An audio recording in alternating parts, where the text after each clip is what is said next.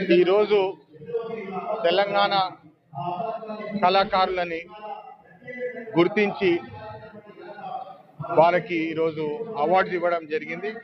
ఈరోజు సురేందర్ గారు కళాకారుల సంఘం అందరూ ఈరోజు కలెక్టర్ ఆఫీస్లో వచ్చి గద్దర్ గారిని గుర్తు చేసుకొని వారు తెలంగాణ కోసం తెలంగాణ పోరాటంలో వారు ఇచ్చిన ఊపు ఇచ్చిన బలము దాన్ని గుర్తు చేసుకొని దాన్ని స్ఫూర్తిగా తీసుకొని మన తెలంగాణకి రావాల్సిన నిధులు తెలంగాణ కోసం చేసే కృషి మనం వారిని స్ఫూర్తిగా తీసుకొని ముందుకెళ్లాలని చెప్పి ఈరోజు చాలా చక్కటి ప్రోగ్రాము అవార్డ్ సెరమనీ జరుపుకోవడం జరిగింది.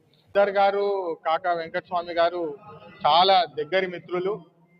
నాకు వాళ్ళిద్దరి అనుబంధము చాలా చిన్నప్పటికెళ్ళి చూసే అదృష్టం కూడా దక్కింది నాకు. ఎందుకంటే వాళ్ళిద్దరూ అనేక విషయాల మీద పోరాటం చేసి అనేక విషయాల మీద తెలంగాణ ఏదైతే యాజిటేషన్ ఉండేనో ఏదైతే ఊపు తీసుకురావాలని చెప్పి చాలా దగ్గరి నుంచి నేను అది చూసి పెరగడం జరిగింది. నేను కూడా ఇప్పుడు ఈరోజు ఈవెంట్లో కూడా చెప్పినాను, మా ఎంపీ ల్యాక్స్ తరఫున నా పర్సనలీ కూడా నా తరఫున కళాకారుల కోసం నేను ఖచ్చితంగా సహకారంగా ఉంటాను. ಅದಕ್ಕೆ ఏమన్నా డెవలప్మెంట్ యాక్టివిటీస్ కానివ్వండి, పర్ఫార్మెన్స్ యాక్టివిటీస్ కానివ్వండి, నేను గవర్నమెంట్ తరఫున కూడా మేము ఖచ్చితంగా ఆర్థికంగా కూడా ఏమన్నా ప్రోగ్రామ్ చేస్తామని చెప్పి సిరియాల కలెక్టరేట్ ఆఫీస్లో మా తెలంగాణ సాంస్కృతిక సారథి కళాకారుడు కొప్పర్తి సురేందరన్న ఆధ్వర్యంలో మన గూడు అంజన్న మరియు గద్దరన్న యాదులో మలిదశ తెలంగాణ కళాకారులకు వాళ్ళకి గౌరవించుకొని ఒక చిన్న అవార్డు ప్రకటించి ఇస్తున్నారు. ఇది చాలా ఆనందంగా వేసింది. ఎందుకంటే తెలంగాణ ఉద్యమం కళాకారులతో శురువైంది. తెలంగాణ ఉద్యమం కళాకారులతో ముందుకెళ్ళింది. తెలంగాణ సాధన కళాకారులనే ముందుకు నడిపించింది. అట్లాగే ఈ తెలంగాణ కోసం పాటుపడిన ఎంతో మంది కళాకారులు, ఉద్యమకారులు, విద్యార్థులు, జర్నలిస్టులు ప్రజలకు ఒక స్ఫూర్తిదాయకంగా ఉండాలని చిన్నగా అయినా సరే మా కొప్పర్తి సురేందరన్న మలిదశ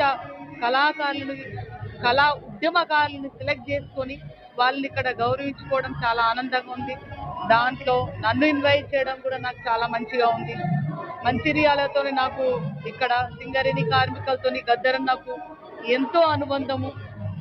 ఎందుకంటే ఇక్కడ 2011లో గద్దరన్న గారు బాయి టు బాయి అని ఒక ఈవెంట్ పెట్టుకొని బాయి నుంచి బాయికి 72 బాయిలు నడిచారు.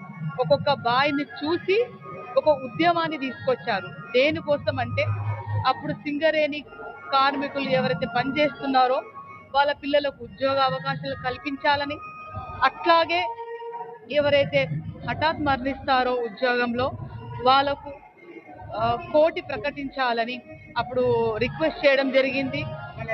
గత 10 సంవత్సరాలుగా కాలేదు, కానీ కాంగ్రెస్ పార్టీ వచ్చిన తర్వాత ముఖ్యమంత్రి రేవంత్ అన్న గారి ఆధ్వర్యంలో కోటి ప్రకటించడం జరిగింది. ఎవరైతే చనిపోయారో ఆ కుటుంబానికి కోటి ప్రకటించడం జరిగింది. అదొక మంచి పాజిటివ్ అని నేను అనుకుంటున్నాను. సో తప్పకుండా గూడంజన్న, గద్దరన్న ఎంతో మంది మహాకవులు, మహాకళాకారులు, మహామేధావుల స్ఫూర్తితోని మన తెలంగాణ బిడ్డలు ముందుకు పోవాలని కోరుతున్నాను. నేను రాగానే తెలంగాణ సంస్కృత సారథి బాధ్యతలు తీసుకున్నాను.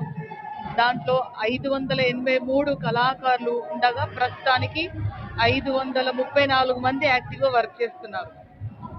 నేను వచ్చినప్పటి నుంచి వాళ్ళకు ముందుగా రెగ్యులర్గా జీతాలు వచ్చేటివి కావు, 6 నెలలకు 7 నెలలకు పడేది. కాంగ్రెస్ పార్టీ ఆధ్వర్యంలో రేవంత్ అన్న గారు వచ్చిన తర్వాత మేము దాన్ని కుదించుకుంటూ వస్తూ నెలకు జీతాలు ఇవ్వడం స్టార్ట్ చేశాం. రెండవది కళాకారులకు గౌరవం. మీరు కళాకారులు కాదు, కళా నాయకులు అనే ఒక వాళ్ళ ఉన్న బాధని తొలగించి మీరు నాయకులు అని చెప్పి వాళ్ళలో ఉన్న స్ఫూర్తిని మరొకసారి తీసుకురానీకే వాళ్ళకి ట్రైనింగ్స్ కండక్ట్ చేస్తాం. అంటే డప్పు ట్రైనింగ్ కానీ, కీప్యాడ్ ట్రైనింగ్ కానీ, నాటకాల ట్రైనింగ్, వాళ్ళు ఉన్న నైపుణ్యత మళ్ళీ తీస్తాం. 10 ఏళ్ళు అసలు మేము చేయలేము, అసలు మమ్మల్ని తక్కువ చేసేస్తారని ఫీల్ ఉన్నప్పుడు లేరు.